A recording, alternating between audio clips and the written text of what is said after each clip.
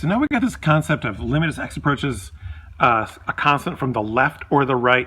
Now, all these types of questions, these are perfect AP exam quality questions or exam for this course type questions. So they're going to give you a graph like this and ask you a bunch of limit questions. Now we have some pretty good qualitative ways to answer that. So what is the limit as x approaches 4 from the left of f of x? By the way, if you want, pause this video and answer all these 8 questions. Then come back. Okay, now that you're back, what is the limit as x approaches 4 from the left of f of x? Well, as x approaches 4 from the left, the y values are approaching 3, so that's 3. What is the limit as x approaches 4 from the right of f of x? So as we approach 4 from the right, the y values are again approaching 3. What is the limit as x approaches 4 of f of x? Well, if you're approaching 3 either from the left or the right, then that's what the limit is. All right, so as we get closer and closer to 4, the y values are getting closer and closer to 3. But what is f of 4? F of 4 is 6. All right, so f of 4, this is what we call the function value. That's 6. This is what we call the limit value. The limit value is 3. And 4 is what we're calling the limit point. And the limit point is 4 for all those. All right, now we're going to look at when the limit point is 9. So then, limit from the left, limit as x approaches 9 from the left of f of x is 3.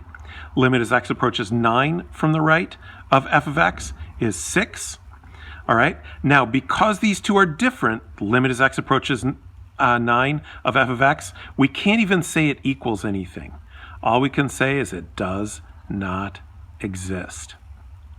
All right. Now, f of 9, well, if the closed hole were down here, we'd say f of 9 is 3. If it were up, if neither of them were closed, we would say f of 9 does not exist. But we have a point up here, so f of 9 is 6. All right. Now, so one of the sort of key ideas is if the limit from the left and right are the same, then that's what the limit is.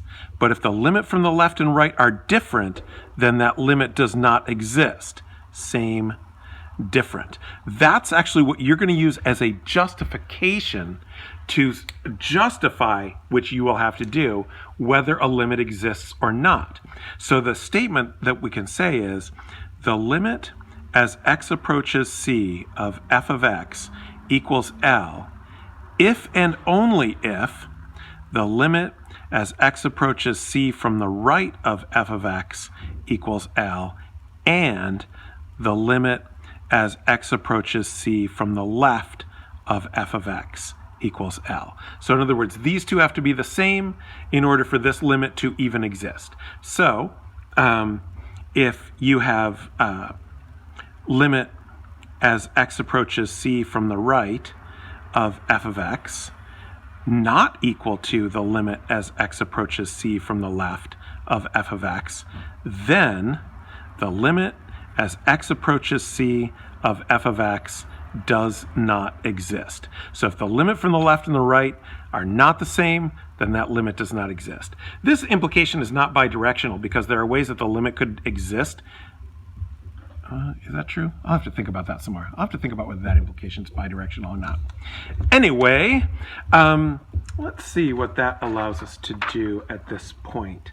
I think we can now look at some things in the book.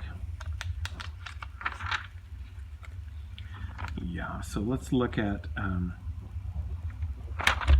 here's where they, on page 63, all right, is where they start talking about one-sided and two-sided limits. So two-sided limits is what I just call a limit. I never call it two-sided limit. All right, and then here's the statement we just made. Limit as x approaches c of f of x is equal to L if and only if x approaches c from the right of f of x equals L, and they said it exactly the way I said it. So basically, if the two limits are the same, then the limit exists. All right, so let's look at a specific example. We're going to look at figure 2.6, figure 2.6 on page 64. So that's this picture right here. All right, and so I just want to practice saying some things that we can say about this. So for example, we can say, what is the limit as x approaches 1 from the left of f of x? What is that? Take a while and think, what is the answer? Okay, as x approaches 1 from the left, the y values that it's approaching is 0. So limit as x approaches 1 from the left of f of x is 0. What is the limit as x approaches 1 from the right of f of x. Let's approach from the right. Our y values are approaching 1. All right, what is the limit as x approaches 1 of f of x? The limit as f of x as x approaches 1 of f of x does not exist.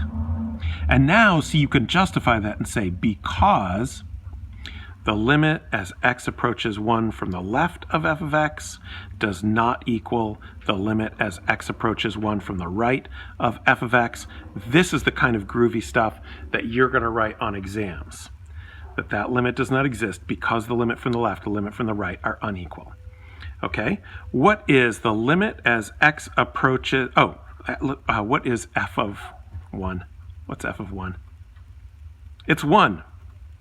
Okay. I guess in terms of time, I want to do like the rest of 6.2. This figure, it's figure 2.6. We'll do the rest of that in the next video. So you think of how would you write similar statements at when x equals 2? What statements could you write about that?